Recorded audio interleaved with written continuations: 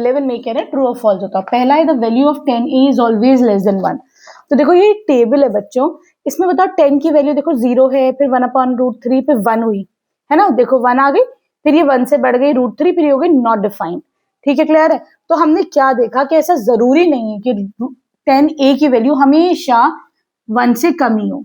ठीक है, 1 भी देखिए 1 से ज्यादा भी देखिए, that means this statement is false. ये आंसर गलत है। ठीक है, क्योंकि it can be equal to 1 also और ग्रेटर देन 1 ऑल्सो। ठीक है, अब आ जाओ तुम इसके सेकेंड पार्ट पे। अब देखो बच्चों सेकंड पार्ट में कह रहे हैं सेक ए की वैल्यू 12/5 आ सकती है किसी केस में। तो देखो sine cos 10 cosec sec cot, sec की वाला होता है हाइपोटेन्यूज अपॉन बेस। तो हाइपोटेन्यूज देखो सबसे बड़ी साइड होती है, तो ये 12/5 है। इसका मतलब कि हाँ ऐसा हो सकता है भाई कि कभी किसी उस पे जो है हमारे पास ये वैल्यूज आ गए, तो this statement can be, this statement is true, ऐसा हो सकता है। ठीक है, क्लियर है। लेकिन ना ये नहीं हो सकता कभी भी 5/12। क्यों? क्योंकि ऊपर हाइपोटेन्यूज सबसे बड़ी साइड होनी है, तो जो हमेशा ज्यादा ही होनी है। ठीक है, देखो बच्चों थर्ड पार्ट में पूछ रहे हैं कि cos a जो एब्रिविएशन है शॉर्ट फॉर्म है वो cosecant a की है, तो दिस स्टेटमेंट इज फॉल्स। क्यों? cos a जो है वो कोसाइन a का शॉर्ट फॉर्म होता है। ठीक है, और कोसेक जो है वो कोसेकेंट का होता है। ठीक है, क्लियर है। अभी कंफ्यूजन तो नहीं होगा कि cos जो है वो कोसाइन का एब्रिविएशन शॉर्ट फॉर्म होती है। ठीक है, देखो बच्चों cot a जो है ये कह रहे हैं ये प्रोडक्ट होता है cot और a का, तो दिस स्टेटमेंट इज फॉल्स। क्यों?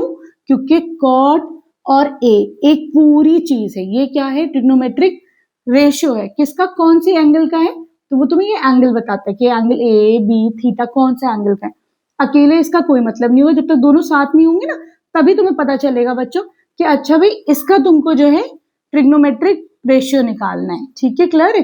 तो ये दोनों चीज एक ही है, सही, प्रोडक्ट नहीं है यहाँ पर। अब देखो बच्चों फिफ्थ पार्ट में कह रहे हैं sine theta is equal to 4/3। किसी एंगल के लिए ऐसा वैल्यू आ सकती है कि नहीं? तो देखो हमें पता है साइन की वैल्यू क्या होती है, परपेंडिकुलर अपॉन हाइपोटेन्यूज। तो क्या ऐसा हो सकता है बच्चों किसी भी ट्रायंगल में हाइपोटेन्यूज छोटी हो परपेंडिकुलर से? Is it possible? तो नहीं, दिस इज नॉट पॉसिबल। ठीक है, इसका मतलब क्या हुआ बच्चों, दिस स्टेटमेंट इज फॉल्स, ये स्टेटमेंट तुम्हारा गलत है। ठीक है, here we end this exercise 8.1। बहुत मेहनत से तुम लोग के लिए वीडियो बनाती हूँ। ठीक है, वीडियो पसंद आ रही है तो प्लीज चैनल को सब्सक्राइब कर देना, दोस्तों के साथ शेयर कर देना, एक अच्छा सा लाइक और कमेंट कर देना। Thank you for watching Braino solutions.